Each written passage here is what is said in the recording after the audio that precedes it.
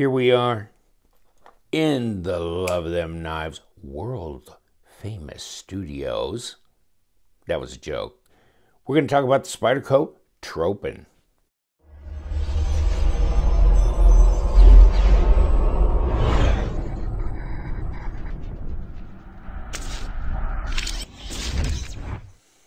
Thanks for joining me. Got the Tropen, thought it was really a radical, wild looking design.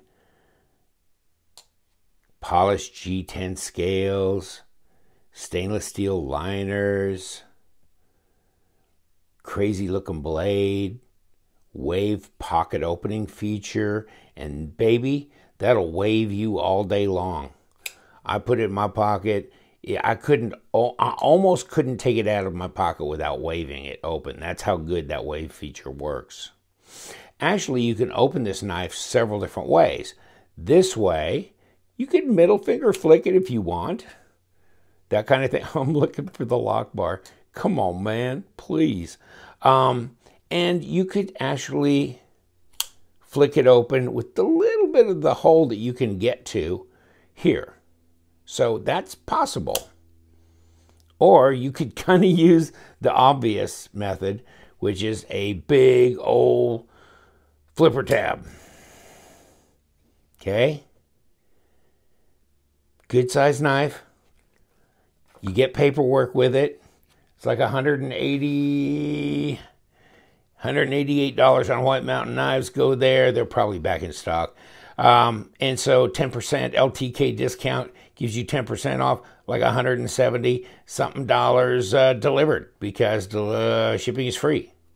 See, it says free shipping on all U.S. orders. In any case, so good size knife, 9.13 overall. That's what led me to it. 4-inch blade. So it's a big dog, big long cutting length, which we'll talk about that. CPM S30V, all that kind of thing. And here's the paperwork you get in the box. And they're talking about, I'm going to say it's Javier Vogt because Argentinian, so I would think the J is silent or sounds like an H, like jalapeno peppers, that kind of. Javier Vogt. In any case, so there you go. And it gives you, that's what I like about Spyderco. They'll put this stuff in here and they'll give you the background on that particular model instead of just giving you a generalized piece of, paperwork for that applies to any and all knives that they manufacture. Okay. So, yeah. And it's got a compression lock. Now, let's go over a couple of things real quick on this knife, and then I'm going to murder it. Okay, I'm going to murder the knife. 4-inch blade, 100 millimeters, yeah, and then some, a couple. over 9 inches, yeah, by an 1/8. 23 and a little bit over 23 centimeters long. It's a big knife. Now, let me get the jaws of life over here. Here we go. And it seems slender in the hand, and it is fairly much. 0.50, 12.8 millimeters. Let's see what our blade stock is. If we can just close in on that. About 3.5 millimeters. 0.13. Let's get a better little read on that. We can kick on this up here. Yeah, same. 3.4, something like that. 0.135. Okay. Flat grind, big old blade. Is it sharp? Will it be a knife? Let's find out. Ooh, yes. Oh, yeah, baby. Yes, it is. CPM S30V. And made in Taiwan. Okay, so it's upscale. One thing you can tell about this knife, the ergos are pretty good, but I'm not sure I understand this. Okay, I mean, I'm not trying to disengage a lock bar or anything here because it's a compression lock. And the compression lock here is jimped, so it's easy to access. You can see the cutaway here to access the compression lock. Okay? Now, when you do release the compression lock, this flipper tab will fly up and hit you in the finger. That's just the way it does on that, and it's the way it does it on the amalgam as well. So it's just one of those things, because you have a compression lock, your finger's going to be there.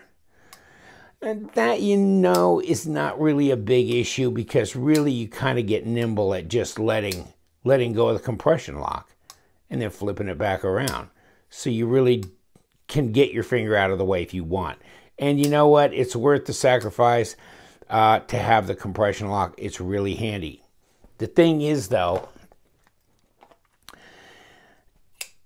is that, like on the amalgam, you don't really need the flipper tab to begin with. You take that off, this knife has really got beautiful lines, and this is easy.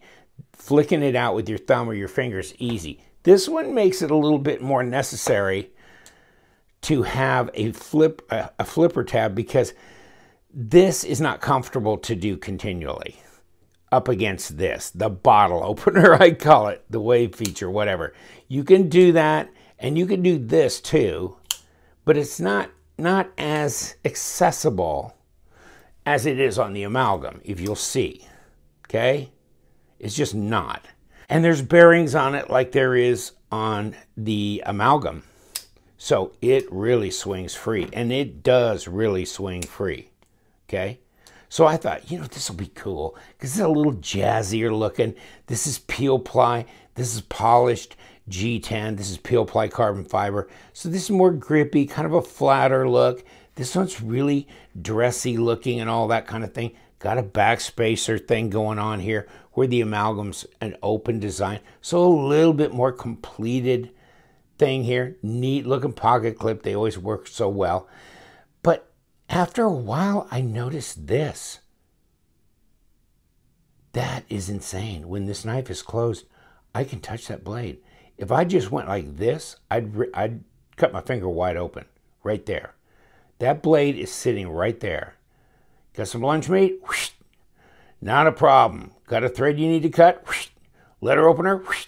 You know, I mean, I've seen the knives where there's a cutaway in the back of the scale. I don't have any like that right here.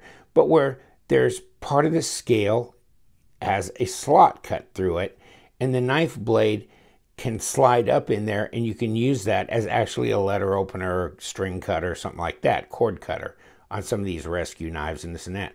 But this is not, I don't think this is designed to be that. And this is where your finger is. Hello? This is where your finger is. Now, check the amalgam out. Where's the blade? Where's the blade?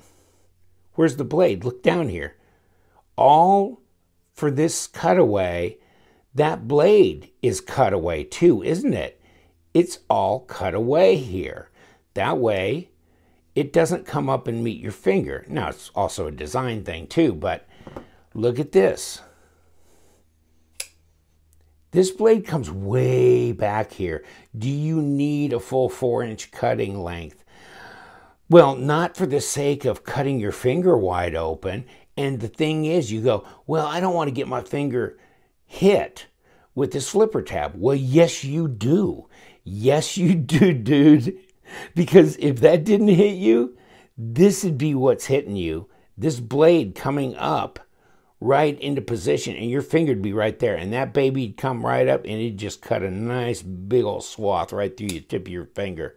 So the fact that that flipper tab is knocking your finger out of the way, saying, get out of the way, here comes something dangerous, it's right there. This is insane. Okay, so I thought, am I the only complete idiot out here that's seen this? I mean, am I some kind of genius, or am I missing something? Am I missing something? Because I'm thinking, if I'm Spyderco, I've seen this. This is not good. I'm not going to make this knife this way. I am not going to have that blade exposed. On Instagram, I saw this picture.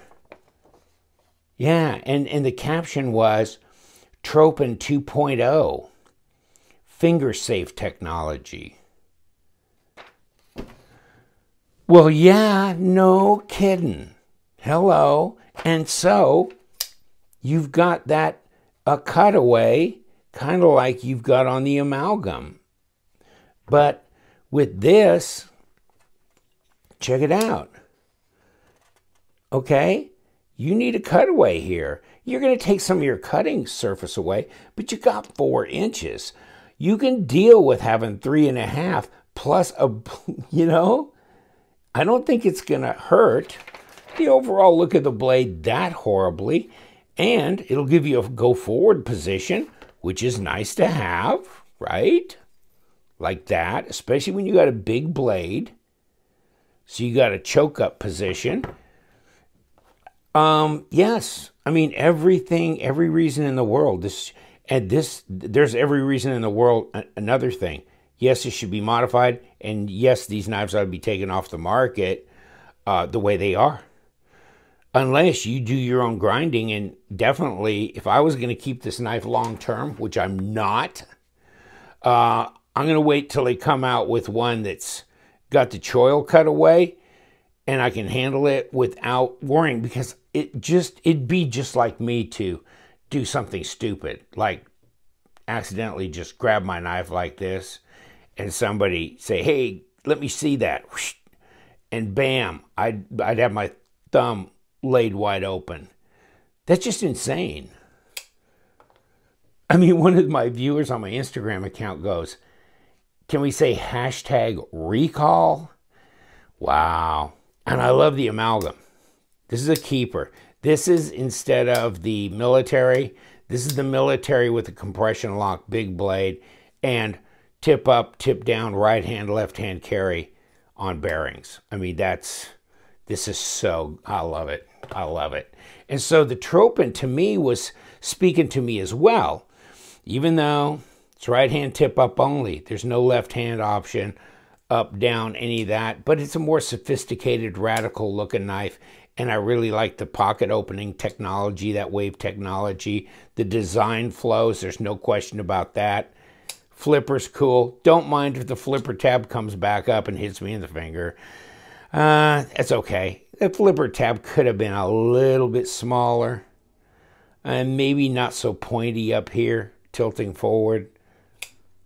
But here's where it kind of nestles your finger in there, although I don't get this cutaway. I just don't get it. So, you know, you've got decent blade stock here, fairly slender here, not a lot of real estate taken up in your pocket, but it's a big knife. Let's weigh it up. But, you know, I'm sorry, I'm not trying to hyper focus, but that's just damn ass dangerous. I mean, it's not even like, there's some knives where the blade is exposed and it goes up against a back part of the knife, but it's flush with it. It's not sitting out in the middle. It's right up against the scale. Okay? But this is sitting right out in the middle. And I mean, I'm touching it, man. Just like that. I mean, I could just cut myself so easily doing that. I'm surprised I didn't, because I carried it one night and I was messing with it, showing off to some buddies of mine, the pocket opening thing. I'm just lucky I didn't cut myself. 4.2 ounces, so not that heavy for a big knife, at least. Okay, let's run over. Oh, hell, I missed grams. Sorry. 119 grams. So, no, not unusually heavy. Fairly light for a huge knife. Sharp, flat grind. Great, good looking. I like it. I think it's sexy looking. And you got this backspacer, polished G10. And really, even though this is slick, so you're not getting the kind of traction you are on this peel ply, right? But still, tucking into here, the ergos are good. Back this way. Ergos also good. Really like it. I'll tell you what, if they don't fix this, then I'm going to have a buddy or somebody grind this, a choil in here, because I'd like to have this knife. I wish they would have cut away both sides then. Does that not seem like something they should have done? That way you can come backside and finger flick it. I mean, you could finger flick it technically like that as well, because it's so easy. The detent's nothing here. It's like a 3.5 maybe. I mean, that's nothing. So, I mean, these are really light detent. This and the amalgam both are pretty light detent, you know. But that doesn't bother me. They're on bearings and they have a compression lock. This doesn't bother me. If you really want a strong detent, this is not your knife. That doesn't bother me. It's just the fact that I don't know why they couldn't have taken this side down a little bit as well. I'm not an engineer. I'm not seeing it apparently. But then you could come up from this side and flick it. You still kind of can, but it's not as easy. Okay. In any case, wow. All right, I'm going to leave you to it, but I just don't understand the blade showing. I don't know why they didn't put a choil in here. I don't know about this either, so otherwise, I mean, it's a beautiful design. It's just not well executed for real safety reasons here. Thank you so much for hanging out. I'll leave you to it. You know what we do around here. We love them knives, so you guys stay sharp.